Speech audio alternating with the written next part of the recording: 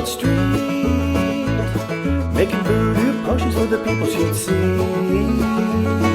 When the boy walked in and he dropped to his knees, he said, "Do you think you have a potion for me?"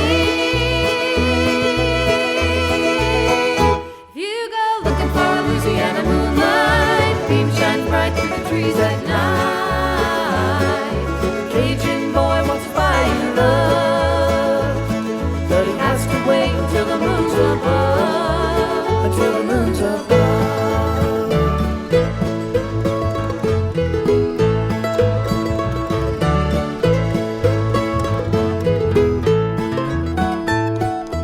How much money can I lay in your hand?